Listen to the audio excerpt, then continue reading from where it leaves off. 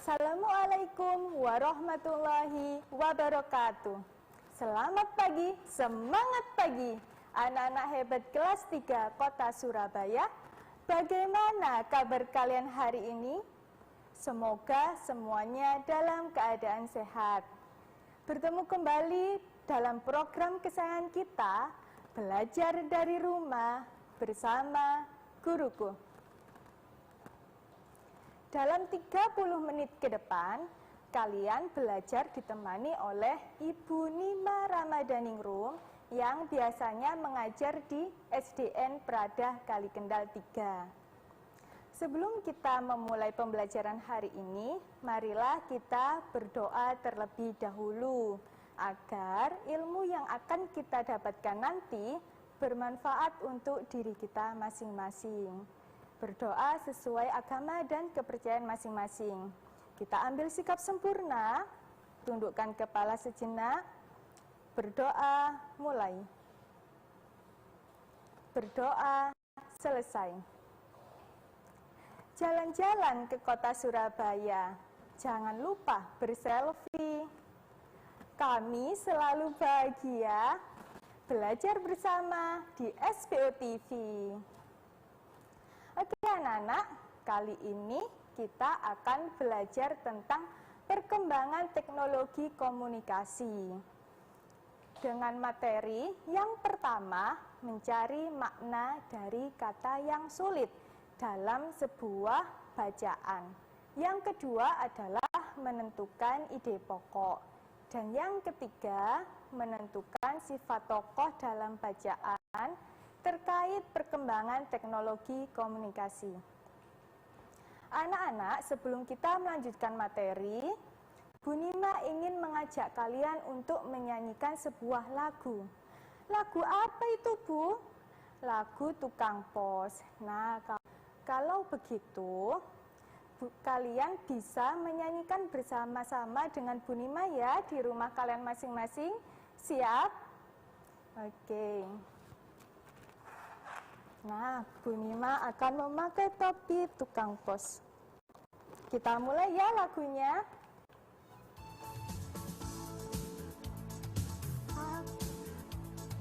Aku naik sepeda, semua rumah aku datangi, tidak ku pilih miskin dan kaya, kring-kring pos.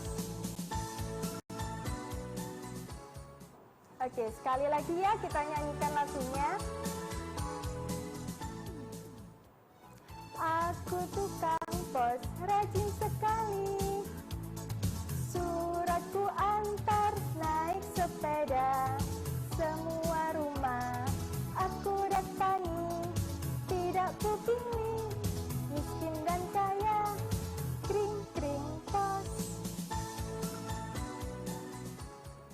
Oke, terima kasih anak-anak hebat kelas 3 Kota Surabaya sudah mau menyanyi bersama dengan Bu Nima.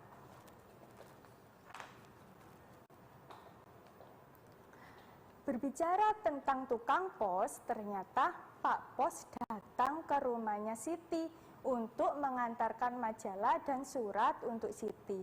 Kebetulan Dayu dan Lani sedang ada di rumahnya Siti. Akhirnya Siti mengajak Dayu dan Lani untuk membaca majalah tersebut secara bersama-sama. Bu Nima mau tanya, kenapa majalah itu diantar oleh tukang pos? Iya anak-anak, sekarang kalian bisa membeli sesuatu barang di online shop, bisa dikirimkan oleh tukang pos, begitu ya. Nah, salah satu wacananya adalah tentang sejarah komunikasi. Kalian bisa melihat di buku tema kalian di halaman 118 yang berjudul Sejarah Komunikasi. Sebelum kita menentukan ide pokok, kita harus mengetahui terlebih dahulu apa itu kalimat utama. Mengapa kalimat utama? Yang kita ketahui dulu sebelum menentukan ide pokok. Iya, karena kalimat utama adalah kalimat yang berisi pokok pikiran utama untuk mengembangkan paragraf. Jadi ide pokok ada di dalam kalimat utama anak-anak. Dan bisa jadi ide pokok itu sama dengan kalimat utama. Mengapa demikian?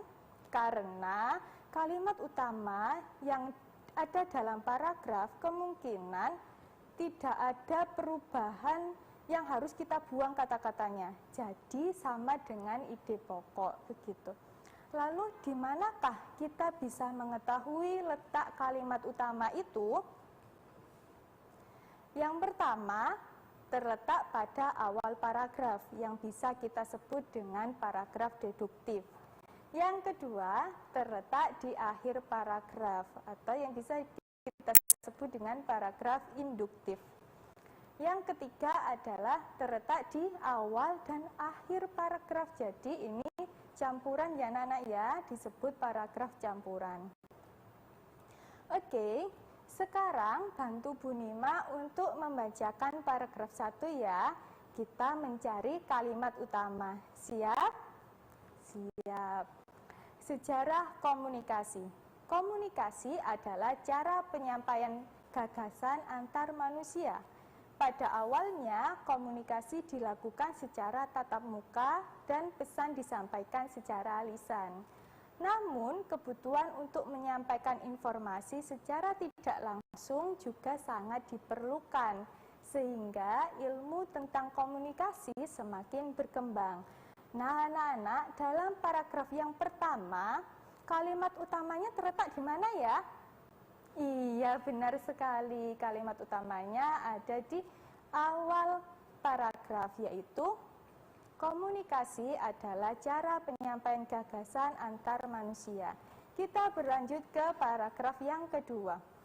Ada bermacam-macam cara penyampaian pesan dari jauh. Suku Indian menggunakan asap sebagai tanda pesan. Di Indonesia dikenal adanya kentungan. Kentungan digunakan untuk penyampaian tanda bahaya bagi warga. Selain kentungan, gong dapat menjadi pilihan sebagai penyampaian pesan. Kalimat utamanya ada di mana ya? Iya benar, ada di awal kalimat, yaitu ada bermacam-macam cara penyampaian pesan dari jauh. Nah, kalian coba baca paragraf yang ketiga. Kira-kira kalimat utamanya ada di mana ya? Iya benar, tetap di awal kalimat. Oke anak-anak, kita akan lanjutkan membaca paragraf yang keempat mencari kalimat utamanya di segmen berikutnya. Jangan kemana-mana, tetap di program belajar dari rumah bersama guruku. Terima kasih sudah setia bersama kami dalam program kesayangan kita, belajar dari rumah bersama guruku. Oke, Bu Nima janji kita akan melanjutkan materi pada paragraf yang keempat, yaitu mencari kalimat utamanya. Nah, setelah kalian baca kalimat utama pada paragraf yang keempat, di mana ya letak kalimat utamanya? Ada yang tahu? Iya benar, jadi kalimat utama bisa kita sebut dengan paragraf campuran. Kalimat utamanya adalah saat ini ada jaringan internet yang dapat menghubungkan ke belahan dunia manapun. Oke anak-anak, kemudian kita akan mengumpulkan kalimat utama yang sudah kita cari dalam tiap-tiap paragraf, kita kumpulkan menjadi satu, menjadi ide pokok dari teks bacaan. Nah, ide pokoknya dari teks sejarah komunikasi adalah komunikasi adalah cara penyampaian gagasan antar manusia. Ada bermacam-macam cara penyampaian pesan dari jauh. Salah satu penyampaian pesan secara tertulis adalah melalui surat. Saat ini ada jaringan internet yang dapat menghubungkan ke belahan dunia manapun. Nah, tadi kita sudah mencari ide pokok. Sekarang kita akan mencari makna dari kata-kata yang sulit pada teks sejarah komunikasi. Nah, untungnya di teks sejarah komunikasi di buku tema kalian sudah ada kata-kata yang digarisbawahi. Nah, itulah yang harus kita cari, kata-kata yang sulitnya, maknanya. Nah, apa saja kata-kata sulitnya itu? Ada 1 sampai 10 kata-kata yang sulit. Bagaimana cara mencari makna dari kata yang sulit itu, Bu? Caranya gampang sekali. Bahasa Indonesia, kalian bisa membukanya. Silakan kalian buka KBBI kalian. Kemudian cari daftar kata sesuai abjad. Dan akhirnya kalian sudah bisa untuk menemukan kata. Lalu bagaimana apabila tidak mempunyai KBBI? Kalian bisa melihat di HP kalian. Bu Nima akan tunjukkan caranya ya.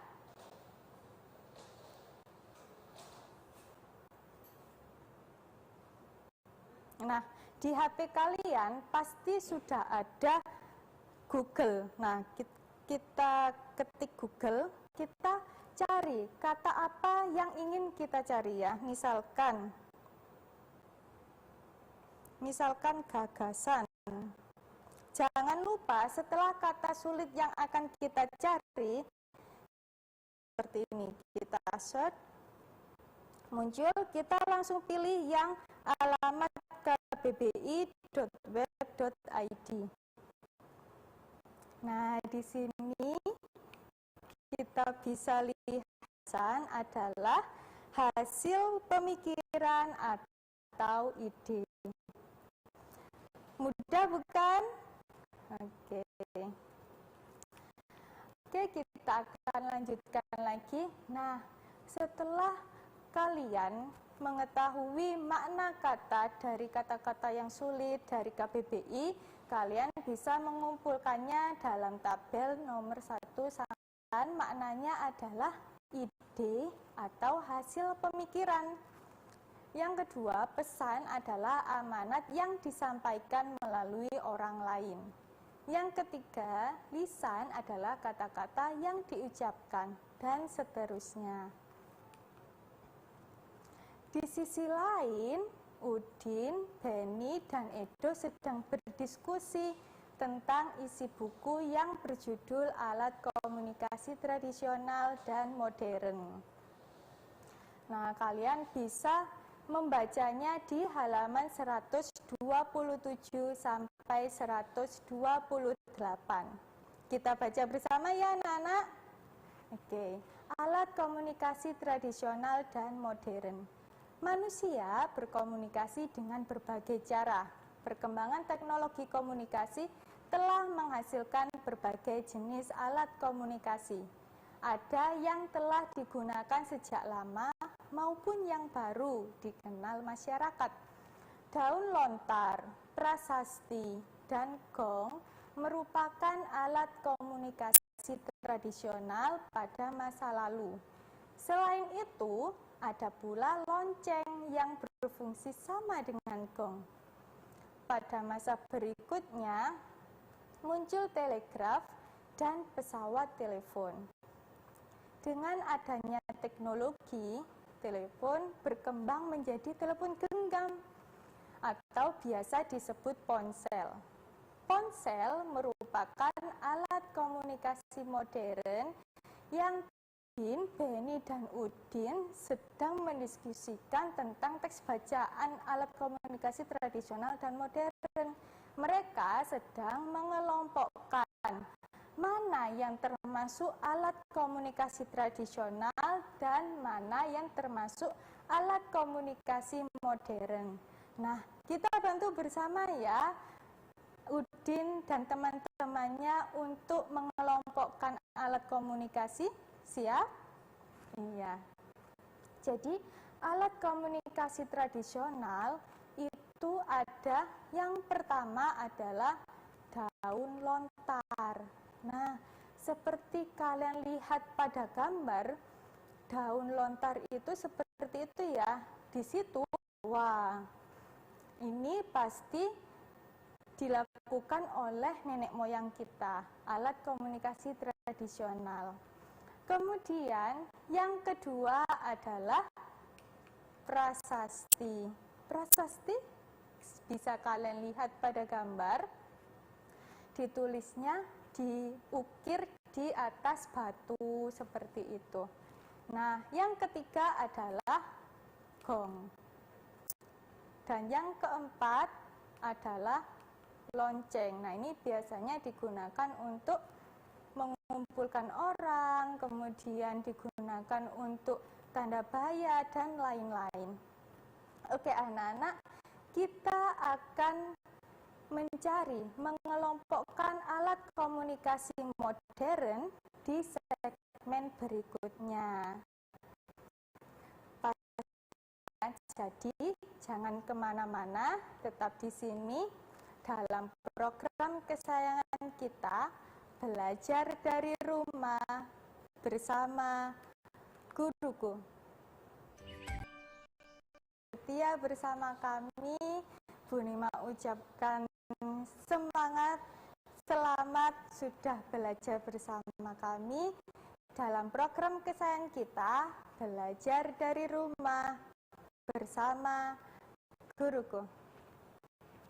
Oke anak-anak, kita tadi sudah mengelompokkan mana benda-benda yang termasuk alat komunikasi tradisional. Kira-kira kalian alat komunikasi tradisional itu? Oh, tidak pernah karena masih kecil ya. Oke, kalau begitu alat komunikasi apa yang kalian gunakan? Nah, mungkin ada di alat komunikasi modern.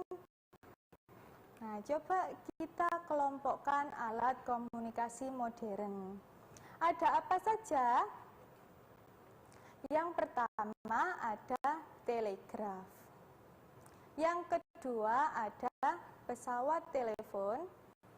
Dan yang ketiga ada ponsel atau telepon genggam. Nah, kalian sudah menggunakan alat komunikasi yang mana ya? Iya, kalian sekarang sudah menggunakan HP atau tapi kalian pasti tahu pesawat telepon yang ada di kantor-kantor itu, ya bukan? Oke anak-anak. Nah, Udin, Beni, dan Edo tadi sudah berdiskusi dengan baik.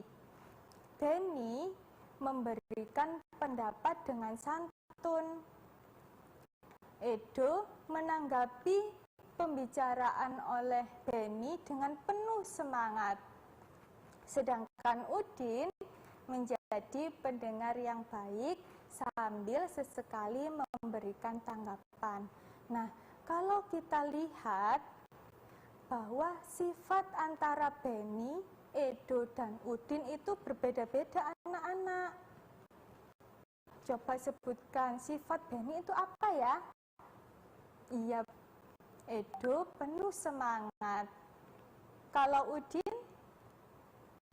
Iya benar, Udin menjadi pendengar yang baik, walaupun berbicaranya tidak banyak. Nah anak-anak, kita tahu bahwa Udin, Beni, dan Edo itu sifatnya berbeda-beda. Bagaimana dengan sifat kita? Apakah berbeda juga dengan orang lain? Apakah berbeda juga dengan orang tua kalian? Nah, jadi kita satu individu itu pasti berbeda dengan individu yang lain anak-anak. Sifatnya apa saja? Ada yang suka marah, menolong, begitu ya. Nah, sekarang Bu Nima ingin memberitahu jenis-jenis sifat bisa dilihat dari ciri-cirinya. Jadi, untuk sifat sopan, itu ciri-cirinya adalah dia selalu menghormati setiap orang, walaupun itu orang itu tua, orang itu muda, dia pasti menghormatinya. Kemudian sifat sombong, ciri-cirinya adalah selalu merasa lebih baik dari yang lain. Mungkin lebih kaya, lebih punya banyak mainan, lebih pintar. Nah, itu disebut dengan sifat sombong. Kemudian sifat keras kepala. Tidak mau mendengarkan pendapat orang lain. Misalkan ya ada teman kalian itu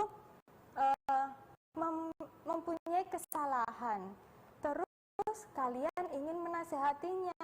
Nah, teman kalian itu tidak mau dinasehati, itu namanya keras kepala. Kemudian sifat selanjutnya adalah rendah hati. Ciri-cirinya adalah selalu menghargai orang lain, humoris. Ciri-cirinya bagaimana ya? Ciri-cirinya adalah senang membuat suasana riang dan penuh tawa. Nah, tidak terasa kita sudah mencapai ke kesimpulan. Nah, anak-anak, sebelum itu Bu Nima ingin dengar, sebelum Bu Nima membacakan kesimpulannya, Bu Nima ingin dengar apa sih kesimpulan kalian yang sudah kalian dapatkan dari pembelajaran hari ini? Coba, terima kasih. Jadi kesimpulan kita hari ini adalah yang pertama, ide pokok terdapat pada kalimat utama suatu paragraf. Kalian sudah mengetahui bahwa kalimat utama itu adalah pokok-pokok pikiran yang ada dalam suatu paragraf.